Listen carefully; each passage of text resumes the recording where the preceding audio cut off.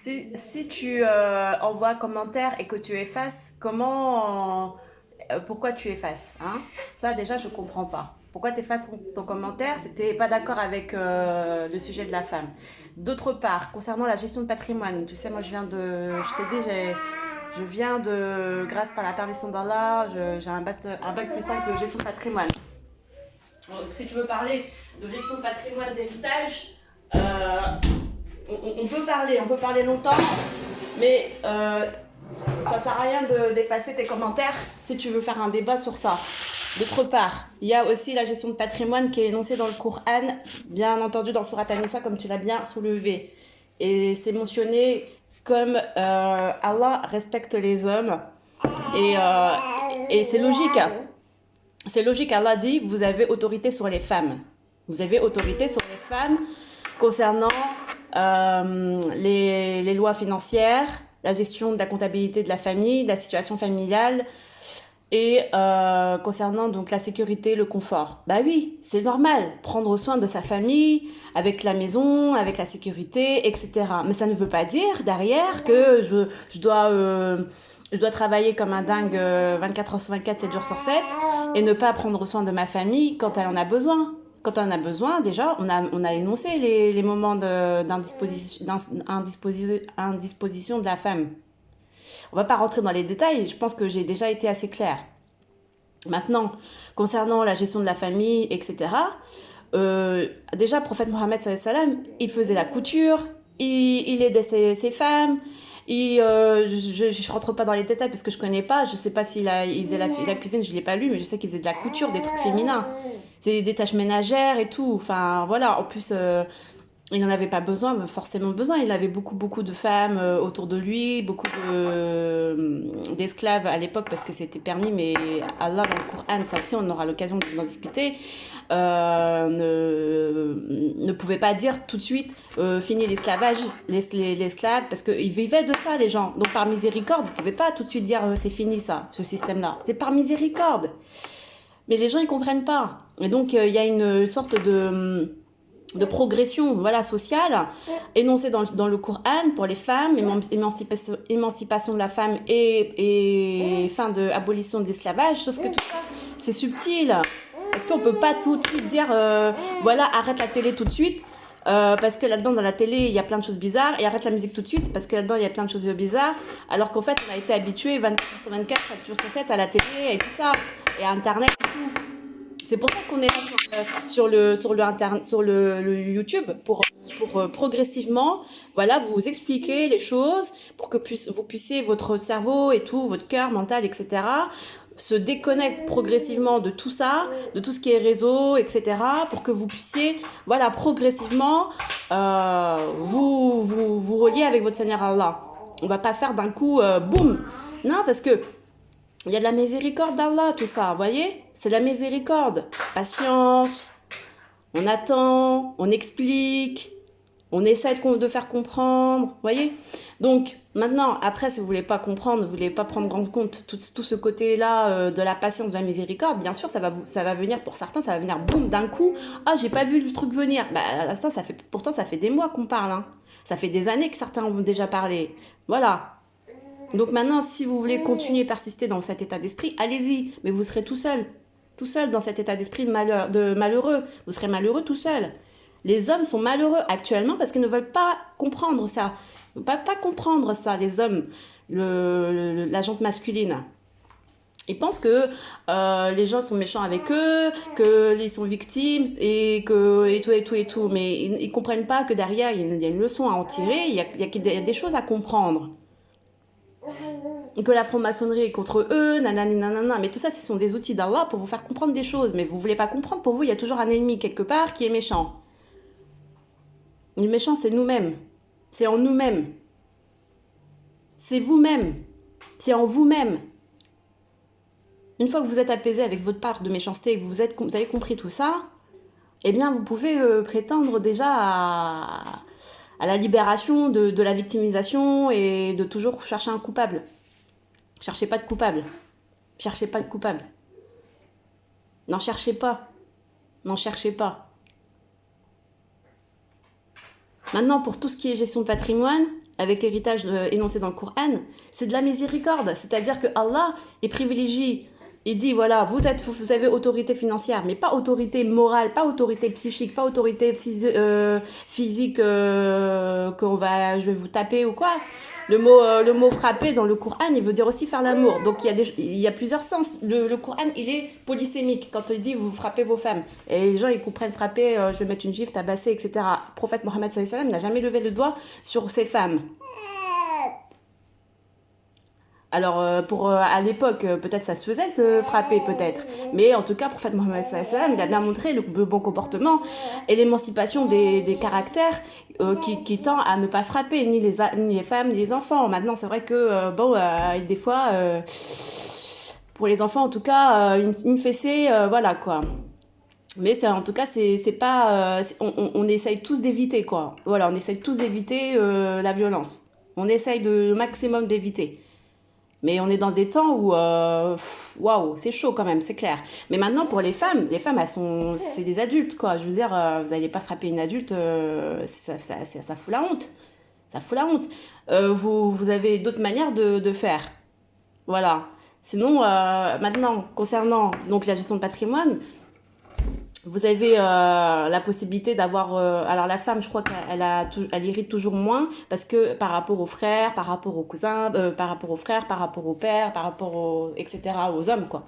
Elle hérite moins. Bah, pourquoi? Parce que c'est pas à elle de gérer tout ça. Normalement, c'est aux hommes.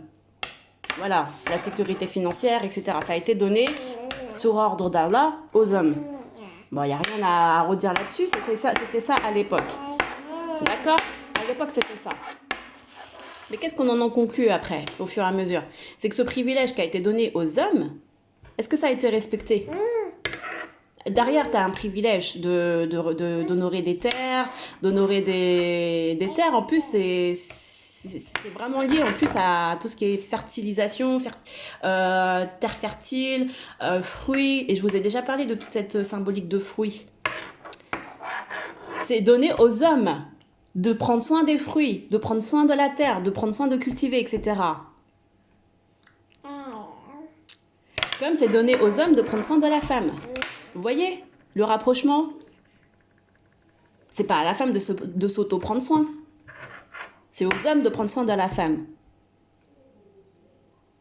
Pour le bien de la femme. Et oui, quand vous prenez la terre, quand l'homme prend la terre, que c'est sous sa responsabilité. Il prend soin de la terre au service des femmes et des enfants. Parce que si la terre est pas bien, par exemple, il y a un problème sur la terre, mauvaise récolte et tout, ce sera sur la responsabilité de l'homme.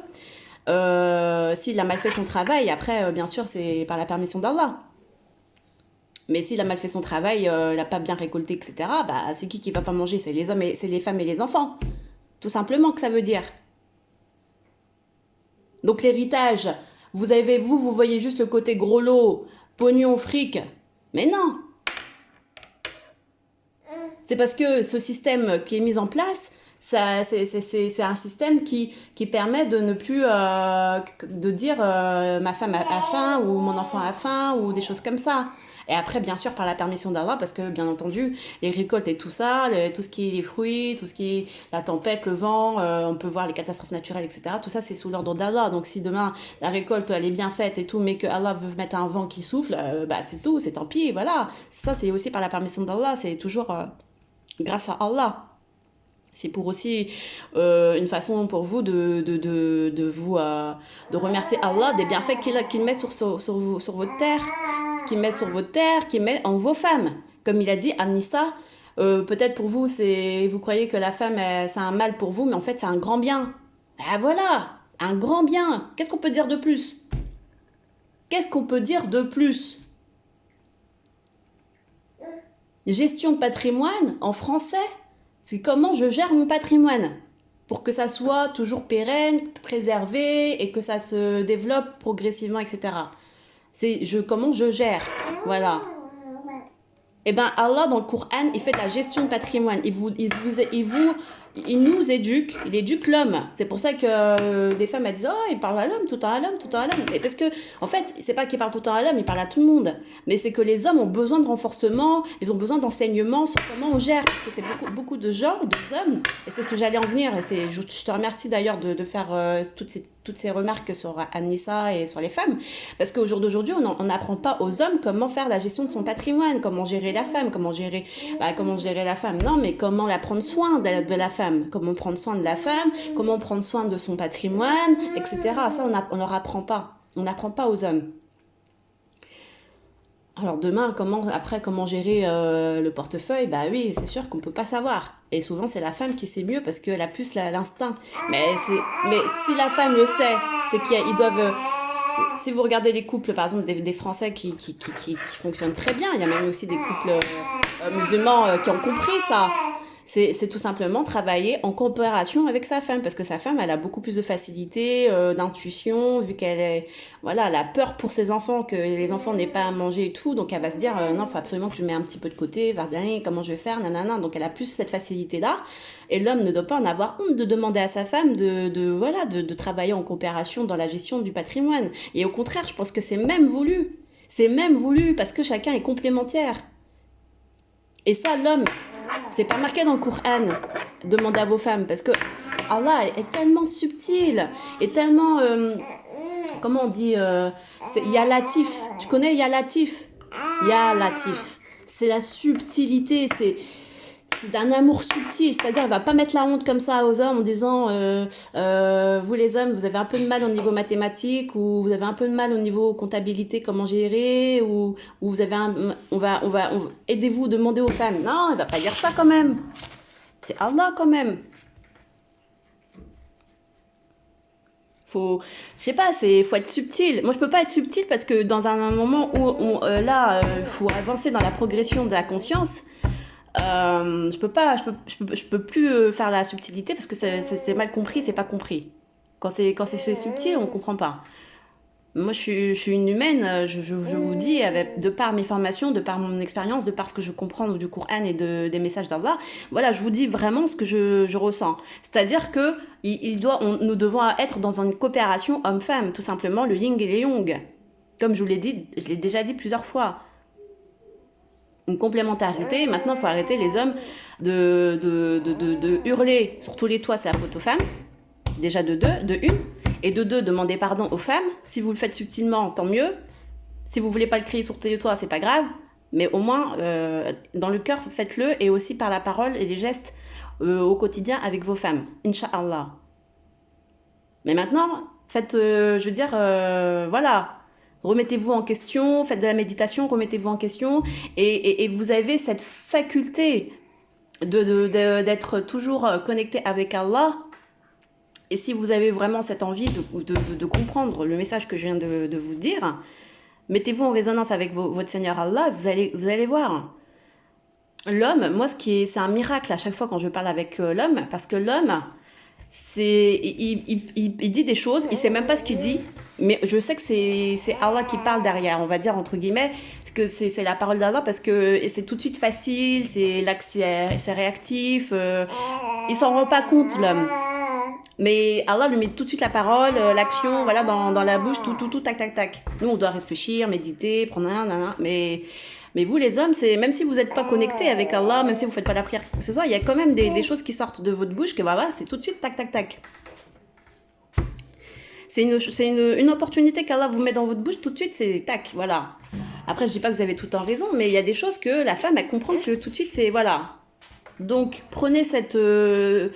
dites-vous que vous êtes tout le temps en formation avec votre Seigneur, que votre Seigneur connaît les faiblesses des uns et des autres, et c'est la raison pour laquelle il appuie avec tous les textes sacrés pour vous aider à progresser, vous les hommes. Je dis pas que la femme elle a pas besoin de progresser, je dis pas ça, mais je dis que les hommes, c'est vrai qu'ils ont besoin de renforcement spirituel davantage, beaucoup plus que la femme, parce qu'ils connaissent les faiblesses et les forces de chacun et de chacune. Voilà, tout simplement. Mais la femme, elle a cette intuition subtile, etc., qu'il faut écouter, qu'il est important d'entendre, important d'écouter. Moi, je comprends très bien qu'aujourd'hui, les hommes, voilà, ça va pas du tout.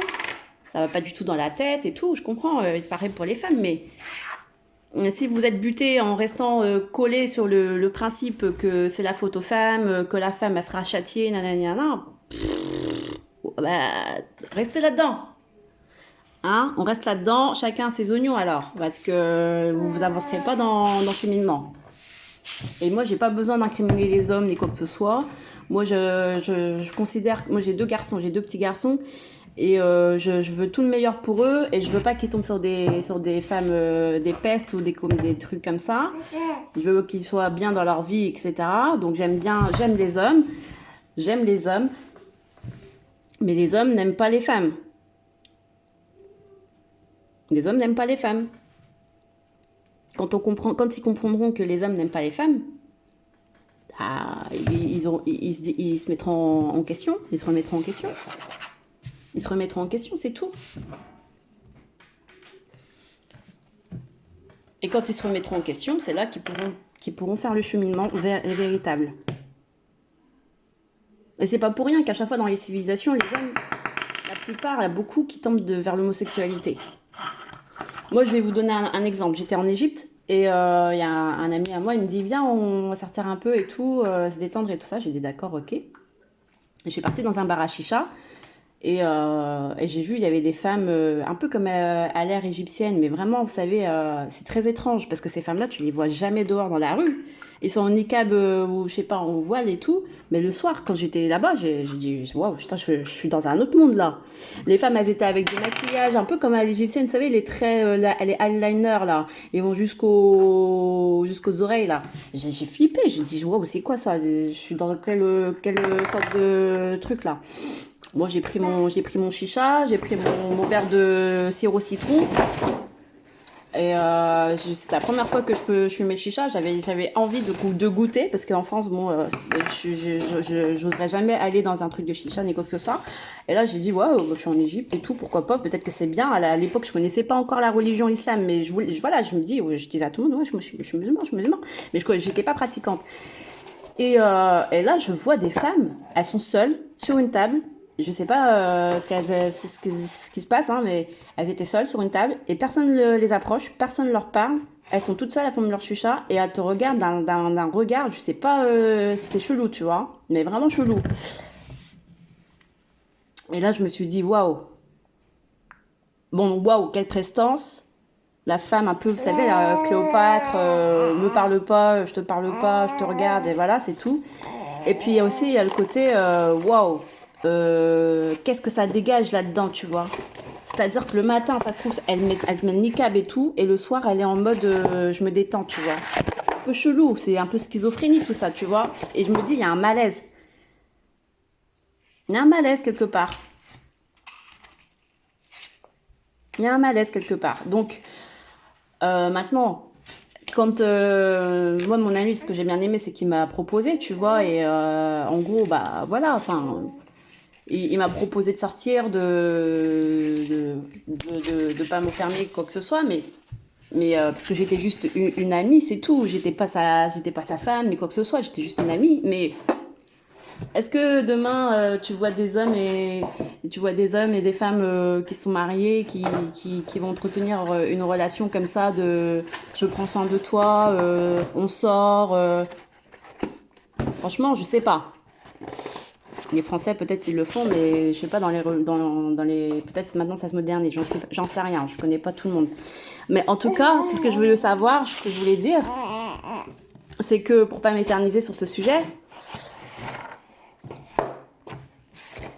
c'est que derrière, on a un malaise. Normalement, l'homme, il se repose.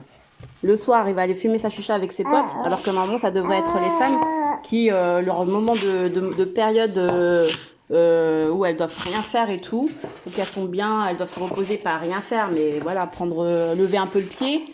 On devrait plus lui dire, bah écoute, va t'amuser ou va te détendre avec tes amis ou avec tes sœurs ou toute seule, voilà. Prendre l'air, et non. C'est aux hommes, prendre la chicha, dehors, la musique à fond, ils sont entre potes, on se détend, alors qu'ils n'ont pas besoin de se détendre plus que ça. Au final, c'est pas eux qui ont les règles. Voilà, enfin voilà, il y a quand même une inversion des choses, quoi. Il faut le dire. Voilà. Donc maintenant, faut pas jeter la faute l'un sur les uns sur les autres. C'est ce que j'ai envie de te dire. Arrête de jeter la faute les uns sur les autres et essayons les uns par les autres de s'améliorer, c'est tout. S'améliorer et de comprendre la subtilité des choses.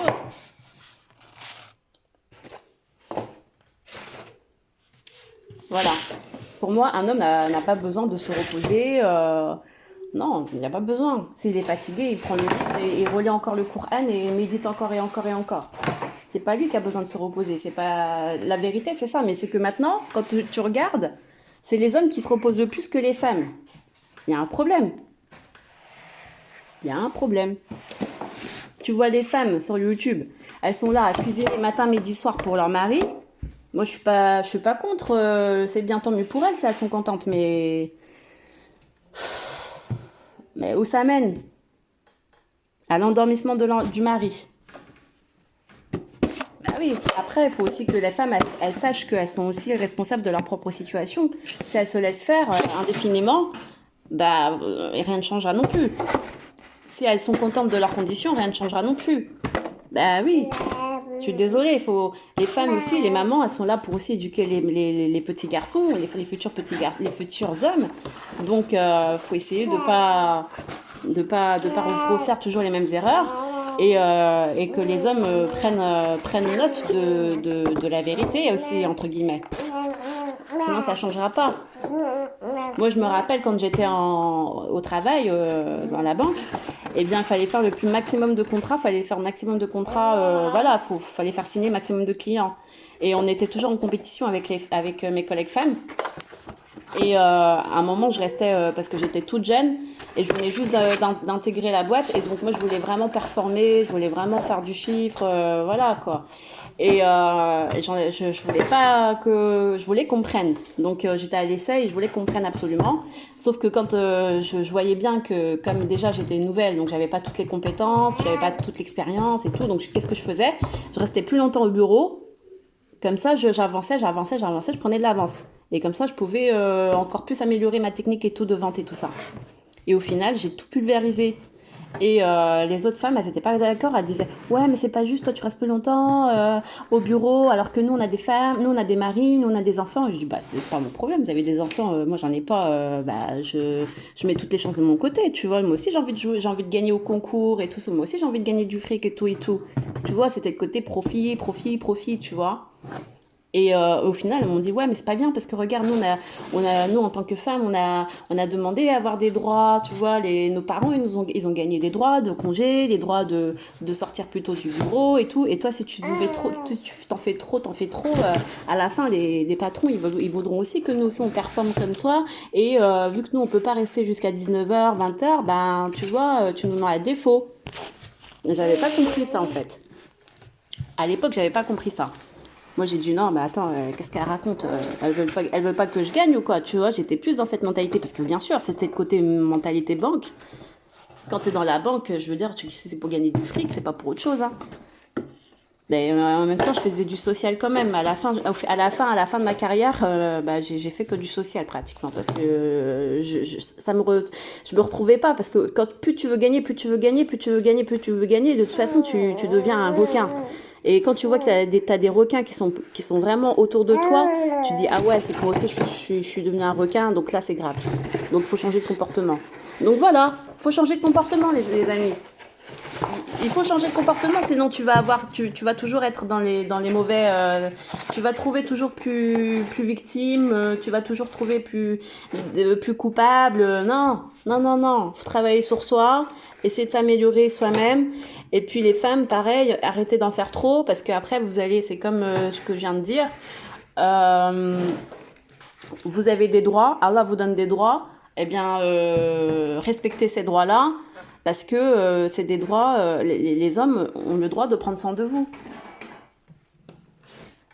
Si vous dites, ah non, moi je suis indépendante, nanani, nanana, moi j'ai pas besoin qu'on prenne soin de moi, nanani, nanana, bah derrière, vous enlevez le droit à l'homme, son droit à l'homme de faire ce qu'il a à faire pour vous, pour prendre soin de vous, de comprendre son rôle, et vous vous enlevez le droit d'être sereine, d'être bien, d'être chouchoutée, d'être en paix. Donc, vous enlevez vos droits. C'est comme avec la CGT quand il dit nous, on vous a donné les droits des congés payés et tout, on vous a donné les droits du 35 heures et de pas travailler plus, et vous voulez travailler plus, mais c'est quoi ça? Donc c'est un peu comme ça, quoi, cette idée-là de se dire que on a des droits, on a le droit de se reposer, on a le droit qu'on nous sécurise, qu'on nous conforte. Alors faut accepter ça, et il faut donner le droit à l'homme de pouvoir jouir de ce droit, de son devoir. Mais maintenant, c'est vrai qu'il y a eu tellement d'abus de la part des hommes. Je suis désolée, depuis le début, il y a eu des abus. Depuis le début de l'histoire judéo-chrétienne, il n'y a que des abus. Donc maintenant, c'est vrai que donner son droit à quelqu'un qui abuse, bah, je comprends les femmes qui ne veulent pas le donner le droit. Donc maintenant, il faut essayer de trouver l'équilibre. Chacun doit pardonner à tout le monde. La femme pardonne à l'homme pardonne à la femme. Mais il faut trouver un nouvel état d'esprit. Et ça, ce sera que les nouvelles générations. Parce que les anciennes générations, je pense que c'est plié. Donc l'enjeu, c'est les mamans, les papas. Essayez d'inculquer ça à vos nouvelles générations. Parce que c'est le défi. Inch'Allah, amin, alhamdulillah, rabbil alamin, Allahumma salli ala Muhammad wa ala ali Muhammad, salam.